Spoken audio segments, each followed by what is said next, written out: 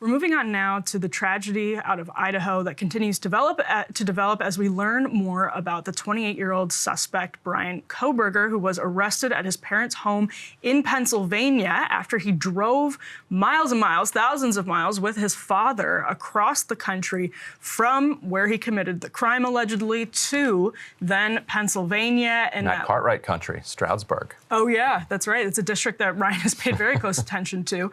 The white Hyundai Elantra that police had told everybody to be out on the lookout for. This is an interesting part of the puzzle. We've learned now that he was pulled over twice by Indiana police while he was driving from Washington, where he lived very close to Moscow, Idaho, on his way to Pennsylvania with his father. His dad flew out to Washington. We're sort of piecing this puzzle together.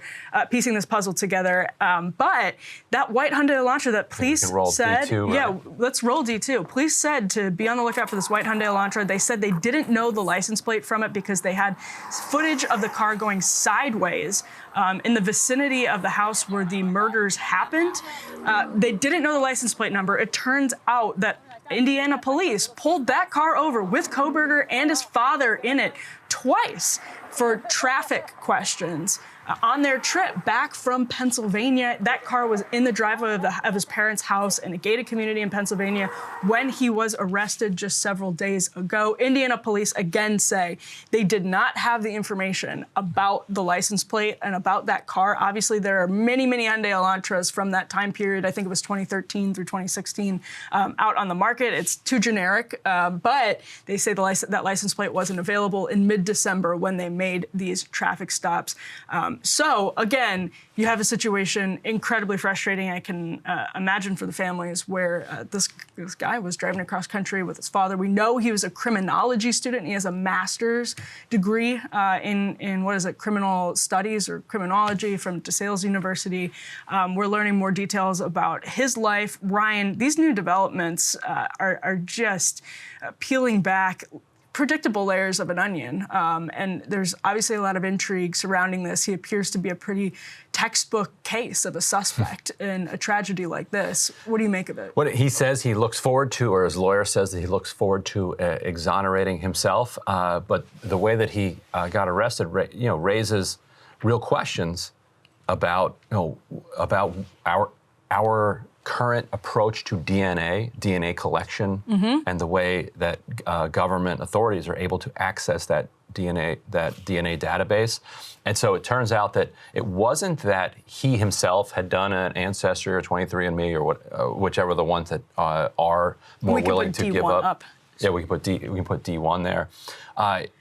But there was some relative of his great-grandfather or something. Basically, like you were saying, all you need is a close relative. So if you're out there saying, like, well, this isn't a problem for me because A, I don't commit murder, and B, I've never submitted my DNA test anywhere. Well, hopefully you don't ever commit murder. But also, it doesn't matter if you have submitted your own DNA to 23andMe or any of these sites. It's out of your hands now. It's out of your hands because if somebody in your family, and we're talking distant family, somebody that you've never met would qualify for this, they were able to then track the DNA that way. And so the article that you were mentioning raises all of the privacy implications of this. And I wonder if this is something where the horse is out of the barn. It is. What kind of rules at this point could you put in place? Because you also have government authorities, including Chinese government authorities, who get around kind of court orders, subpoenas, and other restrictions and civil liberties by just straight up buying it. So they'll say, hey, look, this is for sale. Like this evidence is for sale to the public. Yeah. So this is just like us reading your tweets. If you put your tweets out on a public timeline, then we're going to read those. Now there are actually restrictions on whether the FBI is able to collect and analyze them. They're not supposed to do that. They can read them, but they can't collect and analyze. Whatever.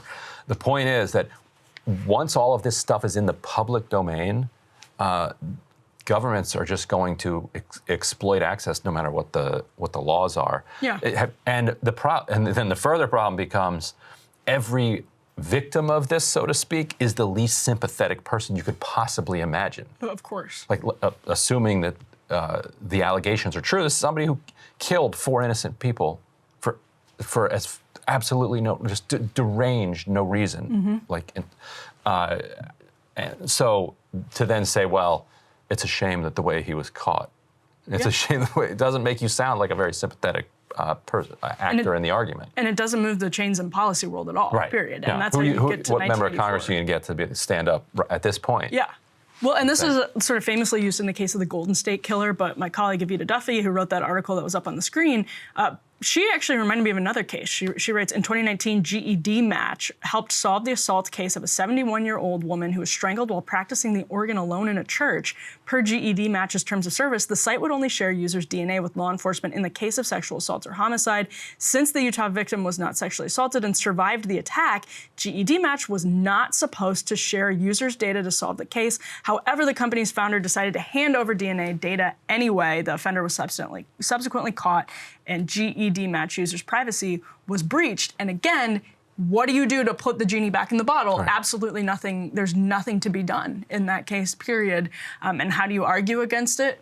How do you argue? It's the same difficulty. It's similar to the difficulty people have in defending free speech, especially in the sort of social media climate where there's so much like finger pointing and there's so much bad faith argumentation. If your champion of free speech is, let's say, the ACLU, for instance, used to put out press releases about defending the rights of awful Nazis to march in Skokie, Illinois.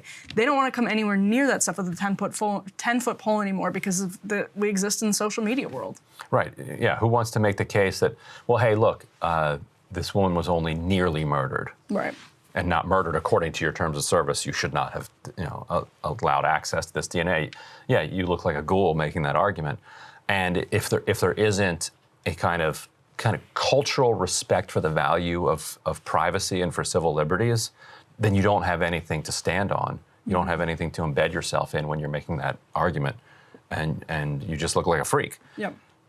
Yeah, and tragically, this story looks like it's headed straight to the sort of true crime books, like the stacks of true crime books that have been written, but in a way that is, I think, sensationalist and overly sort of drenched in intrigue that distracts from the victims and is more focused on the suspect who may eventually be convicted as the killer himself, because it's such a crazy story. You have a criminal justice student or criminology student who's studying serial killers, studying murder, is on Reddit, we now know, asking survey questions to people who have actually been in prison about sort of topics like these. So it's headed straight in that direction, being one of the sort of infamous serial killers that deserves really no part of the infamy, no part of the fame in the infamy question at all. Although the person seems, the twist being the denial. Yeah, well, that'll be which quite maybe just a weird case of mistaken DNA identity. Who knows? But it certainly doesn't seem that way. It doesn't seem that way. They've pinpointed, according to police. This is according to police. They have pinpointed location data, and they've pieced together. They say they've pieced together a pretty plausible explanation of how it all happened. You can't do 4 murders anymore with iPhones and with your Easy Pass and everything else they've got on you, and then to get nailed with a DNA on top of that. Yeah, so if you were thinking of doing 4 murders, I would suggest you don't do them, because you're not going to get away with those anymore. Well, that's one of the interesting parts of this is they say again that, and I have no problem whatsoever with true crime intrigue at all. I mean, I love it myself, but there are obviously. I thought you were going to say I have no problem with. I love murders. committing crime. Yeah, yes. No.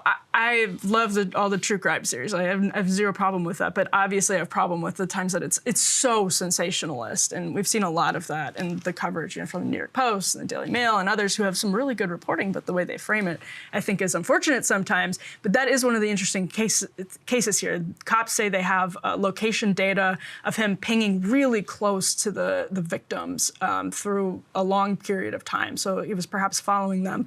They also say, though, that perhaps he was wearing gloves in a grocery store. Yeah, gloves. That should protect you when your phone is trying to get onto the Wi-Fi of your victims. Right. As long as you've got gloves, you're going to be fine. There was some perhaps there was some effort made while he was following them to conceal his identity. Again, all of this stuff is preliminary, but certainly a case that will follow, especially the DNA angle.